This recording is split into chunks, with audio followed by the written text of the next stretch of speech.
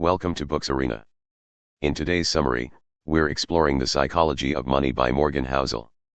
This is not your usual finance book filled with numbers and investing formulas. It is about how we think, feel, and act when it comes to money.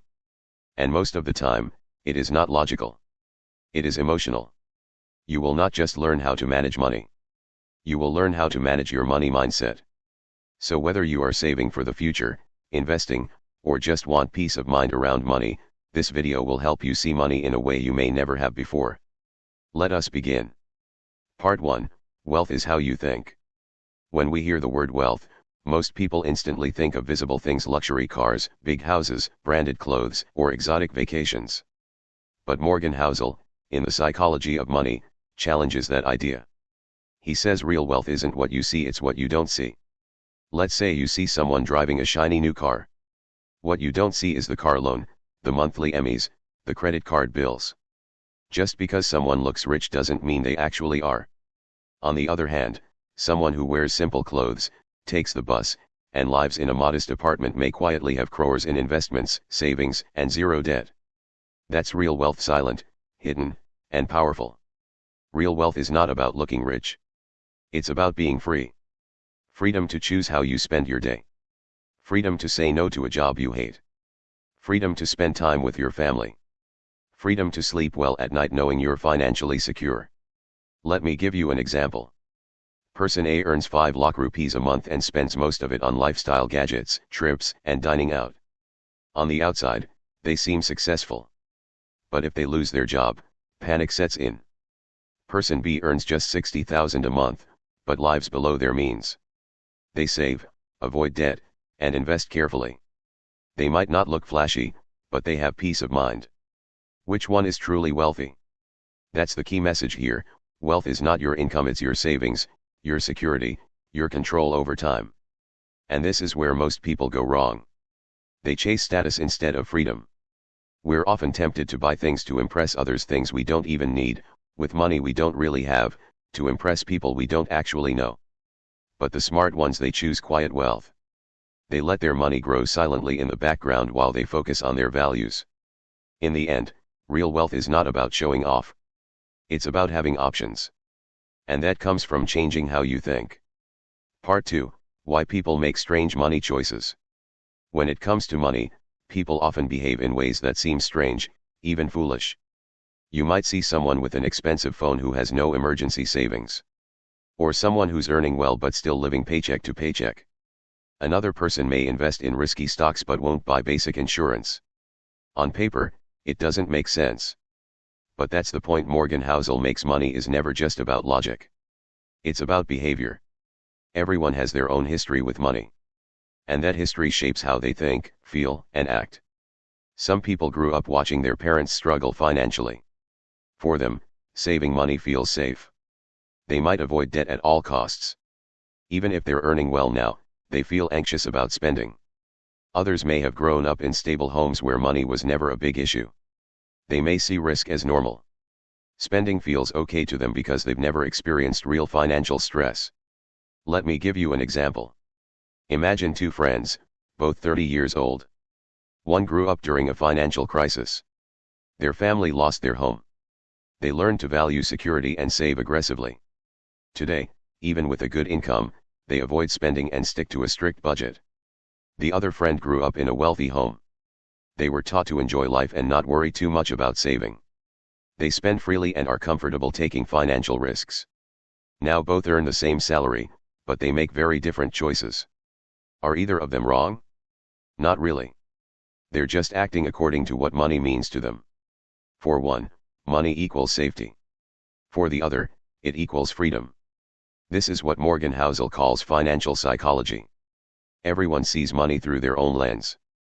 There's no universal right way to handle it because no 2 people have lived the same financial life.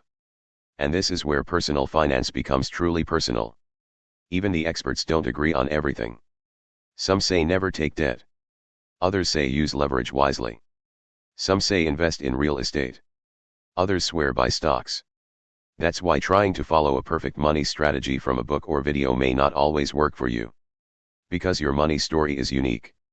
Instead, ask yourself, what matters most to me? Is it safety? Growth? Freedom? Stability? If you understand your relationship with money, you can create a system that fits you. One that you'll actually stick to, even when life gets messy. Here's the takeaway: people make strange money choices not because they're stupid, but because they're human. Money is emotional. It's shaped by fear, pride, hope, and habits built over years. To make smarter financial choices, start by understanding your story, your behavior, your beliefs. When you do that, money decisions stop being strange and start making sense. Part 3: Behavior beats intelligence.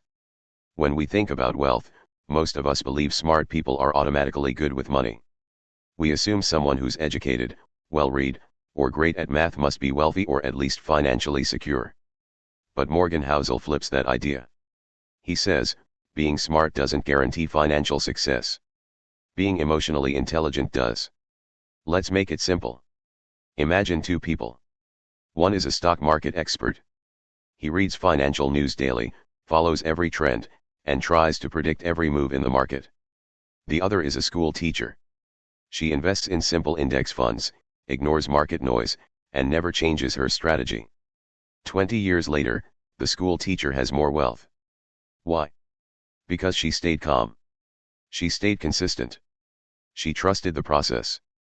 This is the power of behavior over intelligence. The story of Ronald Read.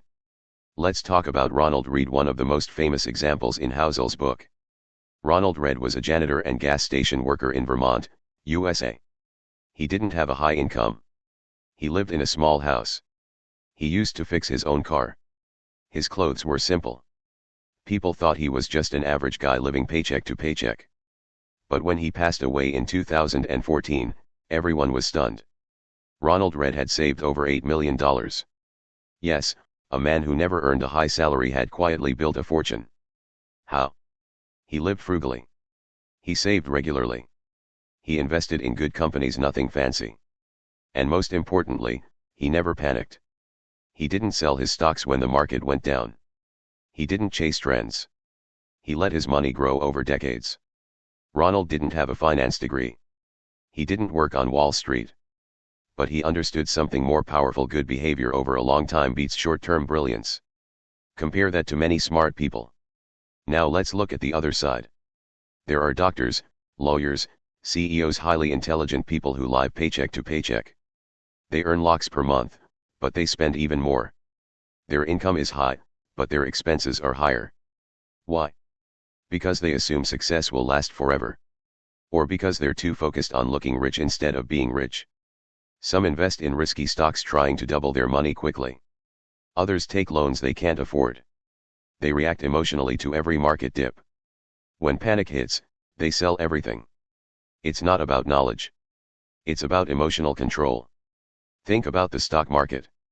The stock market is a perfect example of how behavior wins. Let's say you invest in a mutual fund. The market crashes. You feel scared. You think, I'm losing money. I should get out. So you sell everything. Then, after a few months, the market bounces back. Now you regret selling and decide to buy again, but at a higher price. This is a common pattern. People buy high, sell low, and lose money.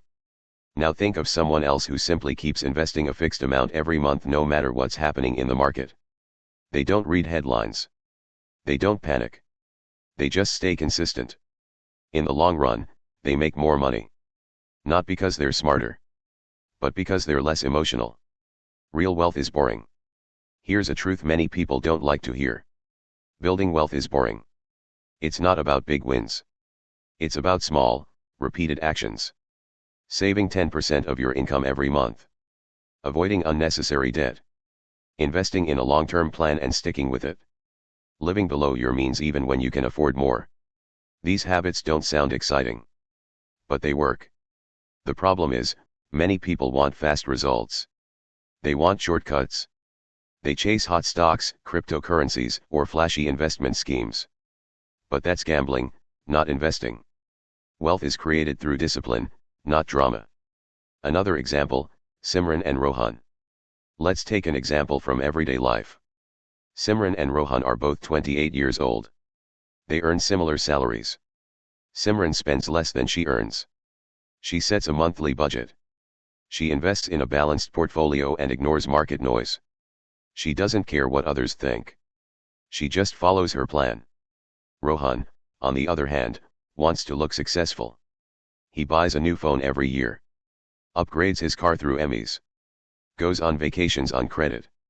He follows investment tips from social media and jumps from one scheme to another. 10 years later, Simran has built a solid portfolio. Her money is working for her. She has no debt.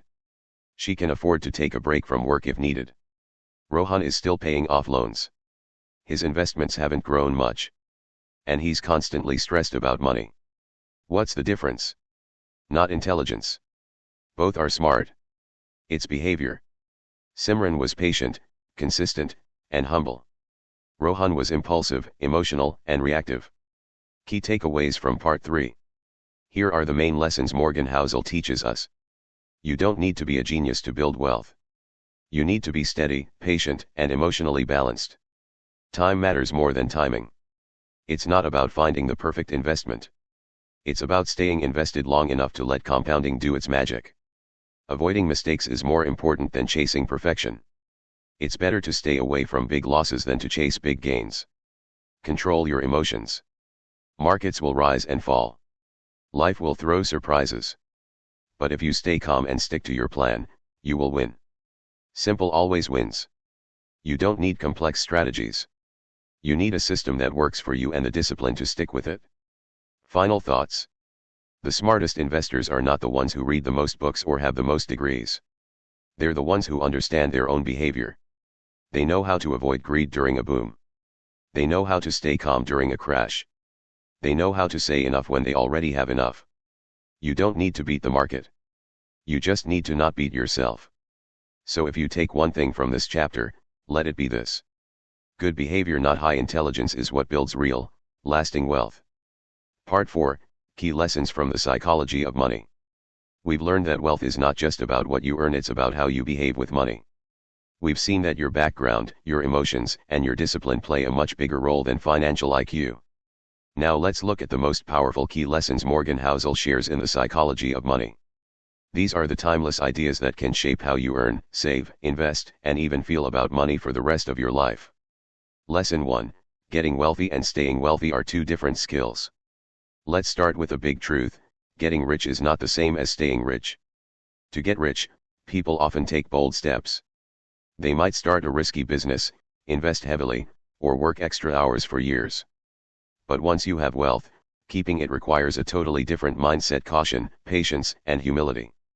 Housel gives the example of people who built million-dollar businesses, but then lost it all by trying to double their money too fast. Others made money in the stock market but went broke because they couldn't stop gambling on risky assets. Imagine someone who becomes rich by investing in a startup.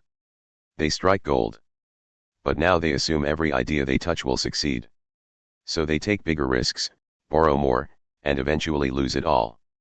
Compare that to someone who builds wealth slowly, saves regularly, and refuses to chase trends. Their money grows steadily. They may never become flashy rich, but they stay financially strong. Getting wealthy requires offense. Staying wealthy needs defense. And that's what many people forget. Lesson 2, Compounding works best with time, not intelligence. If there's one lesson every young person should learn early, it's this: time is your best friend when it comes to money. Let's say you save just 500 rupees every week. That may not sound like much. But if you invest that consistently, and give it enough time, say 20 or 30 years, it can grow into a small fortune. Why? Because of compounding. Compounding means your money earns returns, and then those returns also earn returns. Over time, the effect becomes massive. Morgan Housel points out that Warren Buffett, one of the richest investors in the world, made more than 90% of his wealth after the age of 50. It wasn't just smart decisions. It was the fact that he started young and never stopped. The secret was time. This teaches us something simple but powerful. Start early. Be consistent. Let time do the work. You don't need to find the perfect investment. You just need to stay invested long enough. Lesson 3, Use money to buy control over your time. What most people actually want isn't more money, it's more control over how they live their life. Think about it. Why do you want to be rich? To drive a luxury car? Maybe. But more often, it's because you want freedom. You want to work on your own terms. Spend time with your family. Take care of your health. Say no when something doesn't feel right. And that's what money can buy, not just comfort, but control. Housel calls this the highest dividend money pays, freedom. Let's take two people. Person A earns a huge salary, but they work 14 hours a day, take calls on weekends, and barely see their kids. Person B earns less, but they have a simple lifestyle, no debt, and complete control over their schedule. They work fewer hours, pursue hobbies, and live peacefully. Who is truly wealthy? The second person may have less money, but they're rich in freedom. And that's the kind of wealth that truly matters. Lesson 4, you don't need to maximize every rupee. Here's another powerful insight, you don't need the best investment plan, you need a plan you can stick to. Some people try to get the highest return on every rupee. They jump from one investment to another, always chasing better numbers. But constantly changing plans increases stress. You're more likely to panic during bad times and quit too soon. Housel says, it's better to pick a good enough plan that feels right for you, one that fits your comfort level, your personality, and your goals. Let's say you choose a low-risk, long-term mutual fund. Maybe it doesn't give the highest return. But you understand it, and you stay consistent. That's a win. Meanwhile, someone else picks a high-return plan but quits after one market crash. That's a loss. Consistency beats perfection. Choose a plan that you can stay with in good times and bad. That matters more than trying to be clever all the time. Lesson 5, people are not crazy, they're just different. Sometimes we look at other people's money choices and think, why would they do that? That's so dumb. But here's what Morgan Housel says, people aren't crazy, they're just acting based on their own experiences.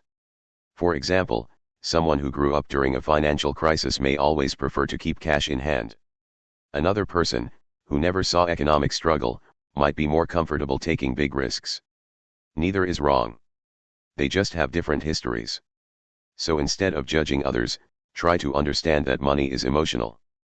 It's shaped by fear, past trauma, family habits, and personality.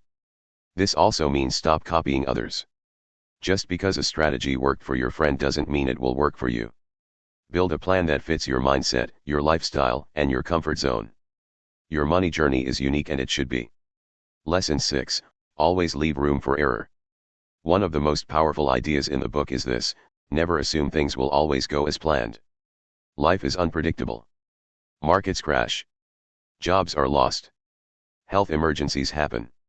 Global pandemics shut down the world. You can't control everything.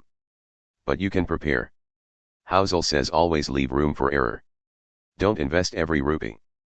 Don't assume your job is secure forever. Don't take loans based on best-case scenarios. Build an emergency fund. Be cautious when needed. Hope for the best, but be ready for the worst. This mindset doesn't make you weak. It makes you strong. Final words. Let's quickly recap the key lessons from the psychology of money. Getting rich and staying rich are two different games. One needs boldness, the other needs caution. Time beats intelligence. Start early, and let compounding grow your money. The best use of money is control over your time and your life. Don't chase the best plan. Choose a good one and stick with it. Everyone sees money differently. Build your path, not someone else's.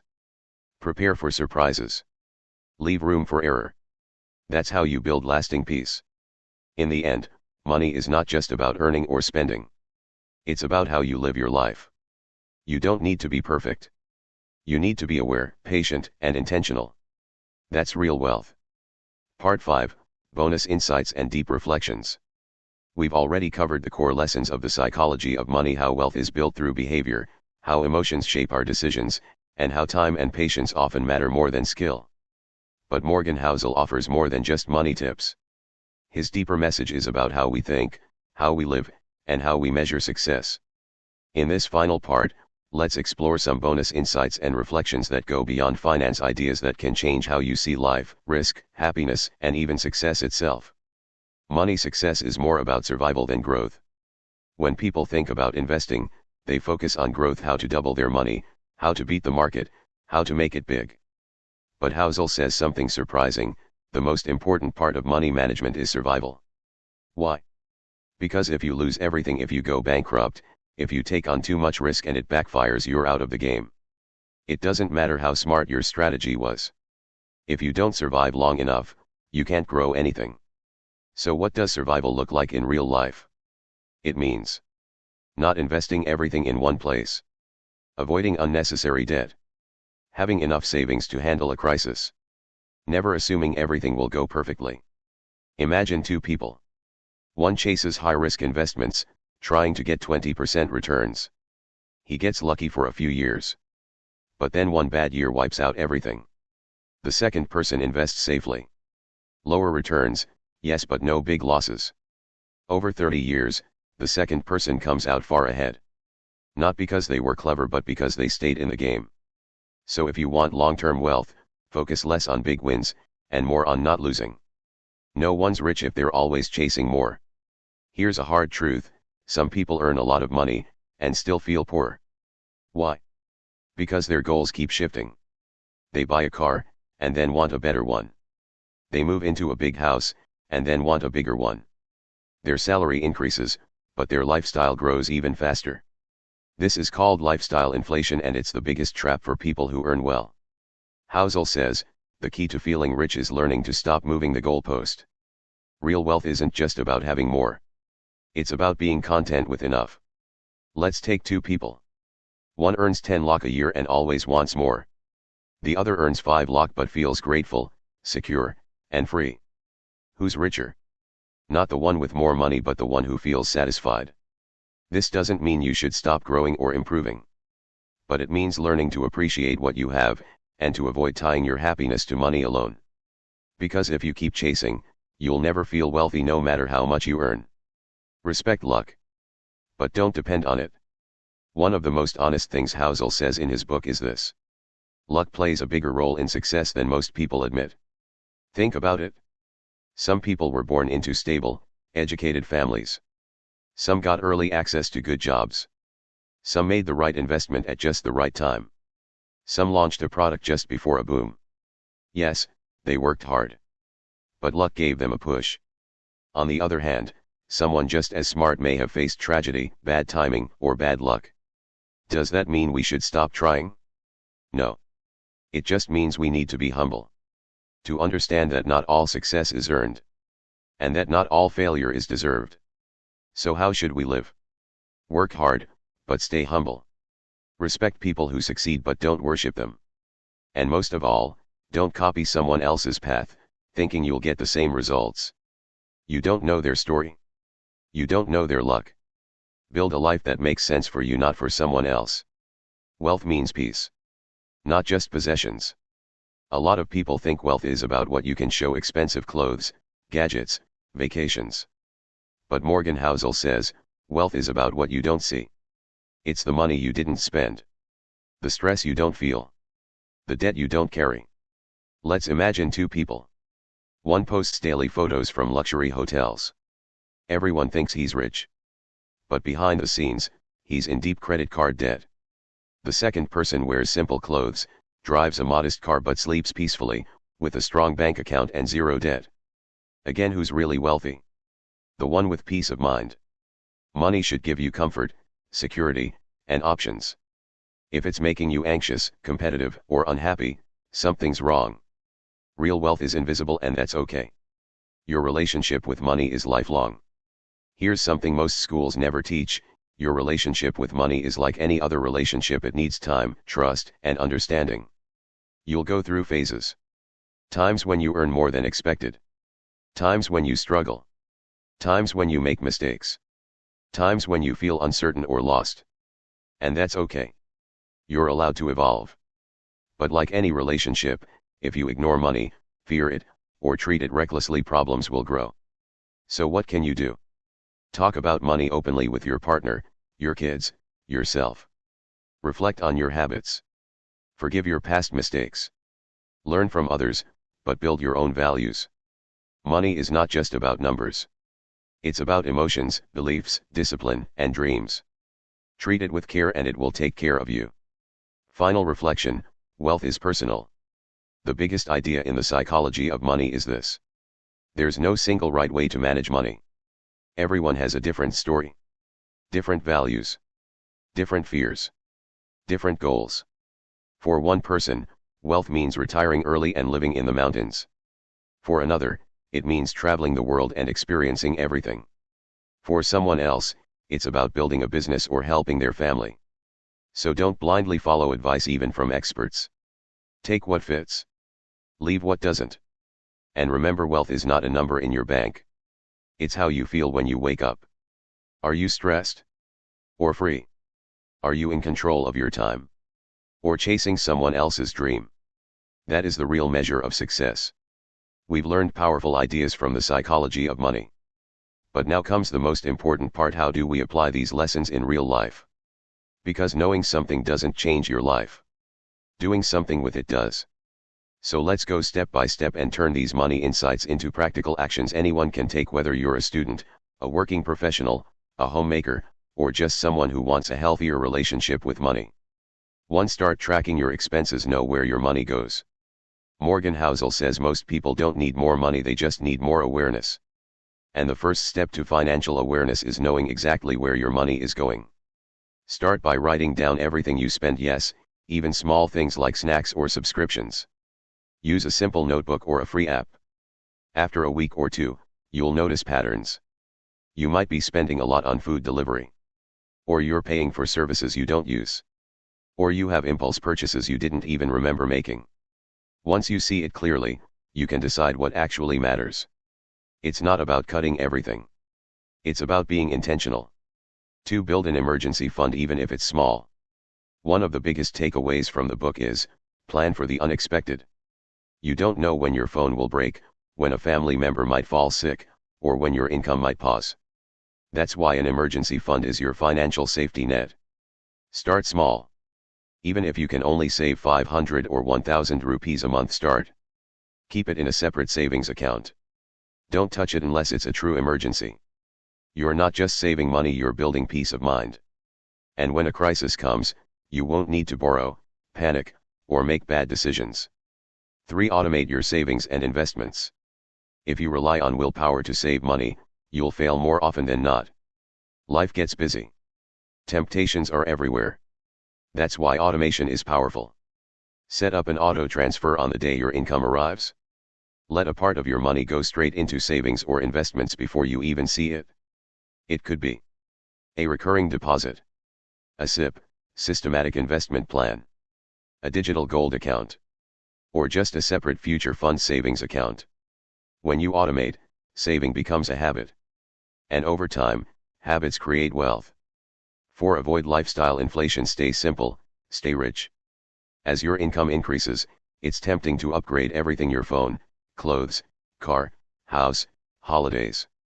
But remember Housel's message: you don't need to look rich to be rich. Let's say your income increases by 10,000 a month. Instead of upgrading your lifestyle immediately, save or invest half of it. Treat yourself a little, you've earned it. But don't let every raise become another Emmy. This is how you build invisible wealth, the kind no one sees, but that gives you freedom, security, and confidence. 5. Stop comparing. Run your own race. We live in a world where everyone's life is on display: Instagram, YouTube, LinkedIn.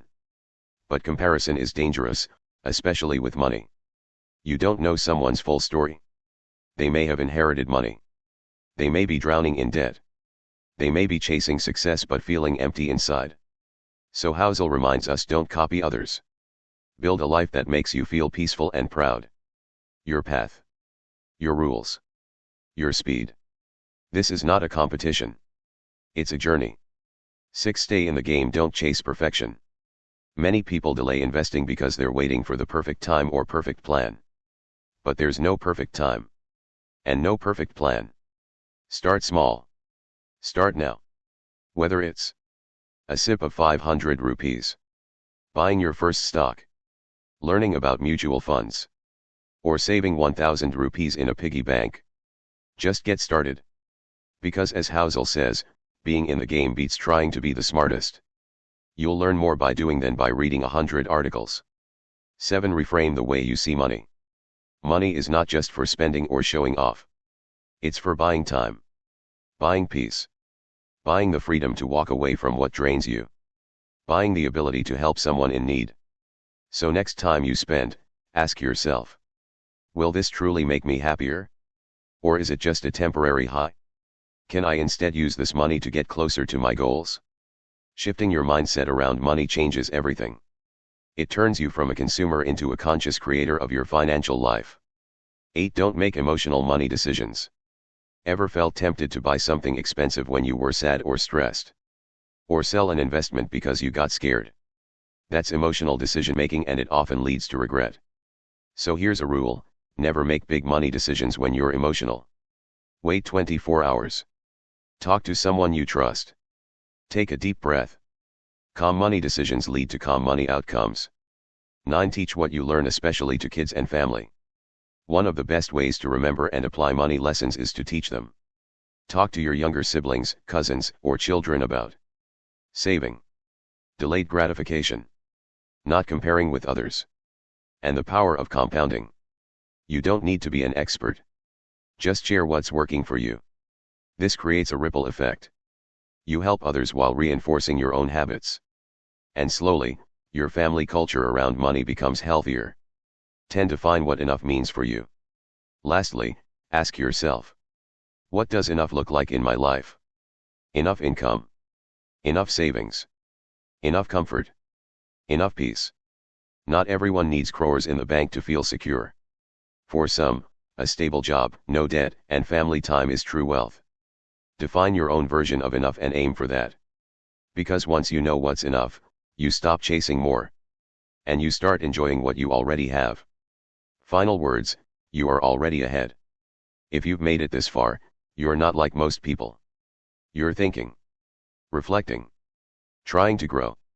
That's the real first step toward financial peace. And here's the truth: you don't need to do everything perfectly. Just doing a few things consistently will take you far. Start with one habit, one change, one belief. Over time, your money mindset will evolve, and so will your life. Because as the psychology of money teaches us, it's not about being the richest.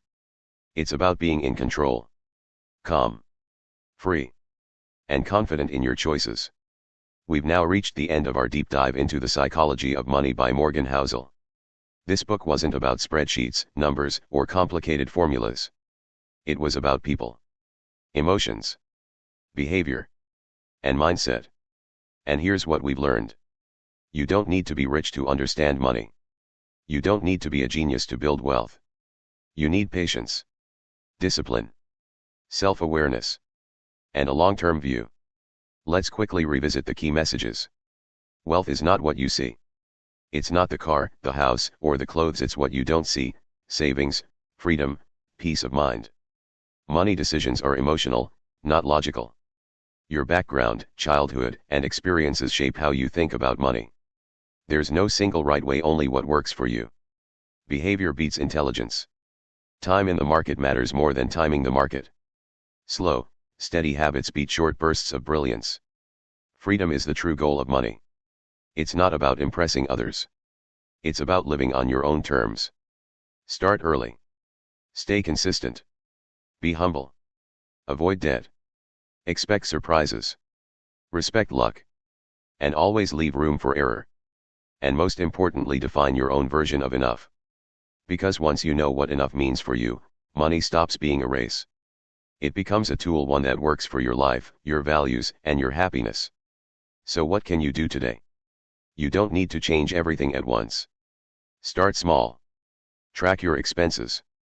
Set up automatic savings. Build a basic emergency fund. Reflect on your money beliefs.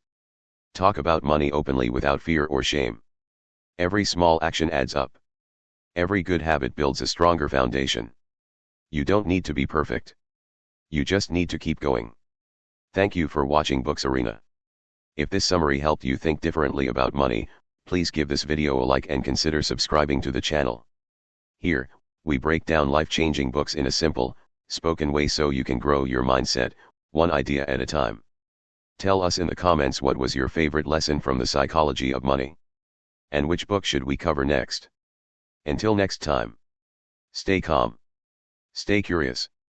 And remember, wealth begins in the mind.